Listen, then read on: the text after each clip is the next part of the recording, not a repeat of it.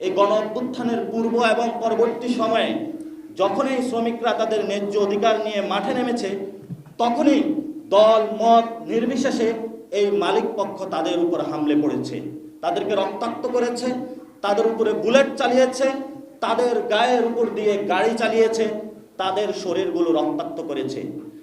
এই যে দলগুলো বলে থাকে আমরা বাংলাদেশের ভাগ্যের চাকা উন্নয়ন ফেরানোর জন্য গার্মেন্ট শিল্পের যে জয় জয়কার উপকার করা হয়েছে, এটা মালিক পক্ষের জন্য করা হয়েছে।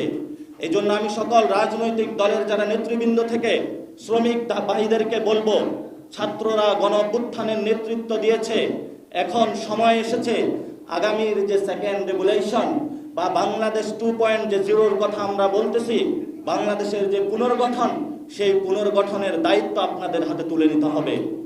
আপনাদের সে যে ঐতিহাসিক গাথা জয়যাত্রা, এইটিজের সময় আপনারা যেভাবে বাংলাদেশকে নতুন জায়গায় নেতৃত্ব দিয়ে আজকে এই পর্যন্ত নিয়ে এসেছেন, সময়ের প্রয়োজনে এই যে ছাত্র জনতার যে গণ অভ্যুত্থান হয়েছে, আপনারা বুকে রক্ত দিয়েছেন, আপনাদের হাতে আমরা আবার সেই জয়যাত্রার সেই দায়িত্বটা আপনাদের হাতে আমরা তুলে দিতে চাই।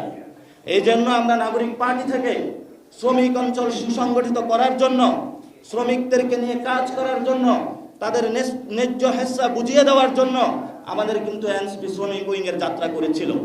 এই জায়গা থেকে আপনারা যদি মালিক পক্ষের সাথে কাজ করেন, তাহলে জনতা আপনাদেরকে আবার আস্তে করে ছুঁড়ে ফেলবে।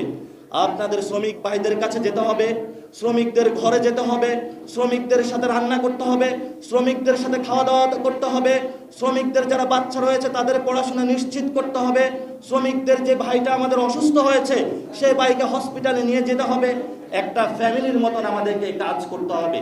এবং এই জায়গাতে যদি কোনো দল আপনাদেরকে বাধা দেওয়ার চেষ্টা করে, কোনো ব্যক্তি বাধা দেওয়ার চেষ্টা করে, শ্রমিক অঞ্চল থেকে আপনারা আপনাদের বিপ্লব শুরু করুন। এই বিপ্লবে আপনারা যেরকম ছাত্রদের বিপ্লবের ক্ষেত্রে এসেছেন, আমরা ক্যাম্পাস থেকে মার্চ করে, পাড়ার অঞ্চল থেকে মার্চ করে শ্রমিক অঞ্চলে ইনশাআল্লাহ যাব। সেই বিপ্লবে আমরা ইনশাআল্লাহ অংশগ্রহণ করব। এই বিপ্লবের মধ্য দিয়ে আমরা নতুন বাংলাদেশ গঠন করব।